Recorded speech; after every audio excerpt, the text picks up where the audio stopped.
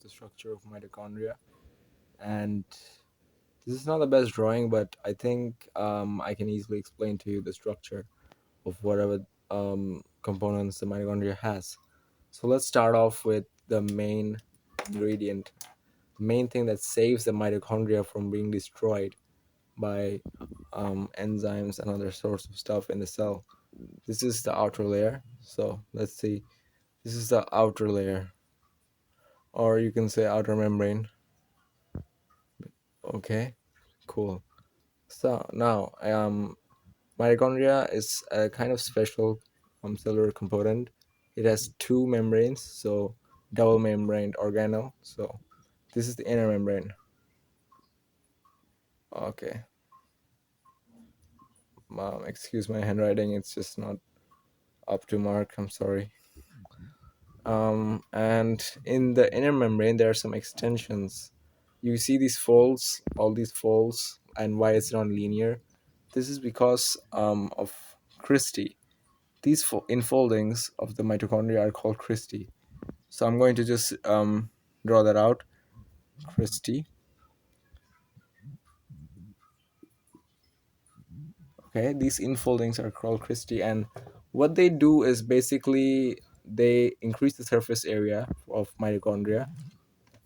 This is needed because the more the surface area, the more there are enzymes and more area for chemiosmosis and other processes by which ATP is made, because the main function of mitochondria is to make ATP. Okay, so just having in these infoldings gives the mitochondria a bit more space to do all of those stuff. And the enzymes I'm talking about, which are needed to make ATP, they're also made by a specific component inside the mitochondria, which is here. This is not the best drawing of a circular DNA, but yes, it's circular and it's a DNA. So just write circular DNA. Circular DNA. Okay. Now, what else do we have?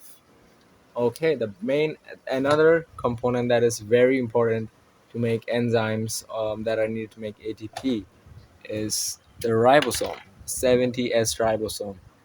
How could I forget this component? It's such an amazing component. Just, I'm really being honest. This is, and by the way, this is 70S. I'm going to explain what that means in another video, but it's not that complicated. It's just, it's a different kind of ribosome from that we have in cells. It's not the same. And in bacterial cells, 70S ribosomes are also present. So mitochondria and bacterial cells have this one trait common, and also the circular DNA is also present in bacteria. So that's interesting. Another component, and this is kind of the main component. This is the matrix, not the movie, but like the cytoplasm, the inner space inside the mitochondria. That's called the matrix. Okay, and now the final boss, by which mitochondria is made, this enzyme, this component. I think you already have a glimpse of what that might be, because that's the only thing left blank. So let's just write it. This is called the ATP synthase. Okay, very cool name and very cool action. So this is basically, in books, many books, they call this stocked particle. I don't really like that name, so I just call it directly the ATP synthesis. It's found on the cristae, the surface of the cristae. Obviously, I just showed a few here, and there are many more of these in the surface.